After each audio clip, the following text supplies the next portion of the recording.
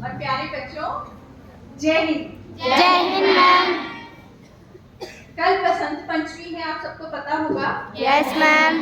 तो उससे रिलेटेड मैं आपको कुछ बातें बताना चाहती हूँ। जैसे कि हमारे हिंदू धर्म में बसंत पंचमी किस लिए मनाई जाती है, उसके बारे में मैं थोड़ा बहुत आपको बताना चाहती हूँ।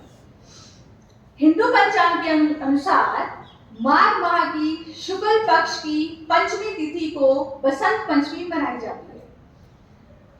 इस दिन कोई भी शुभ काम बिना किसी मुहूर्त के किया जा सकता है। इस दिन अगर आपने प्रकृति की ओर देखा होगा तो आपने देखा होगा नई नई कोपलें प्रस्फुटित होती हैं। सरसों के खेत में सरसों के पीले पीले फूलों की चादरें बिछी होती हैं। प्रकृति का नजारा बहुत ही सुंदर होता है। पीले रंग को बहुत शुभ माना गया है। हमारे भारत में 6 प्रकार की ऋतुएं हैं, जिसमें बसंत, ग्रीष्म, वर्षा, शरद, हेमंत और शिशिर, जिनमें बसंत ऋतु को इन सब ऋतुओं का राजा माना गया है।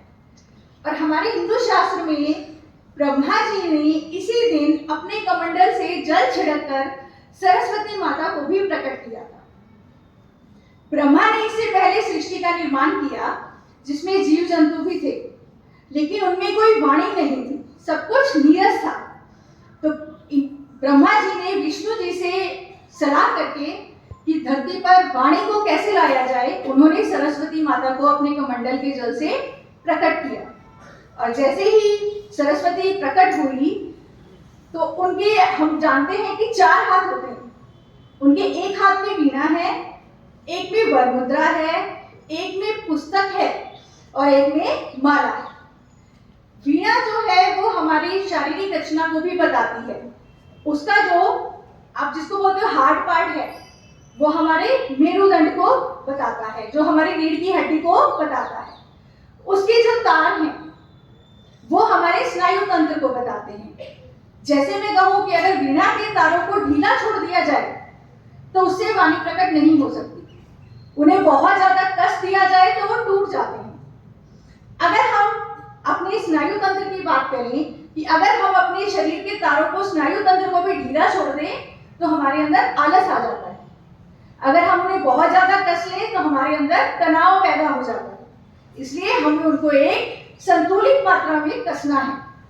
हमें अपना ध्यान, व्यायाम, अनुशासन, स्वतंत्रता, इन सब के बीच में हमें सामंजस्य स्थापित करना है। इसलिए वीणा के तार भी हमें बहुत अच्छी शिक्षा देते हैं। सरस्वती माता ने सफेद रंग की साड़ी पहनी है, जो कि पवित्रता और सत्य की प्रतीक है। उनका वाहन हंस है, सफेद रंग का हंस आपने देखा होगा। हंस की क्या विशेषता होती है कि अगर उसे दूध और पानी को मिलाकर दिया जाए तो वो दूध पी लेता है और पानी को छोड़ देता है। इसी तरह हमें भी आजकल अगर हम देखें तो मीडिया का जमाना है, इंटरनेट का जमाना है, हमें बहुत सारा ज्ञान मिलता है उससे, लेकिन उसमें से हमें सबसे मेन बात क्या ध्यान रखनी है कि हमें छोड़ना क्या क्या है। समझे, जैसे हंस ने दूध को ग्रहण किया और पानी को छोड़ दिया, तो इंटरनेट पे बहुत कुछ ऐसा है जो हमें देखने को और सुनने को मिलता है, लेकिन हमें उसमें से छोड़ना क्या क्या है, इस बात का हमें ध्यान रखना है। अब जब इसी दिन की अगर मैं बात करूं तो माता पार्वती और शिव जी की सगाई हुई थी।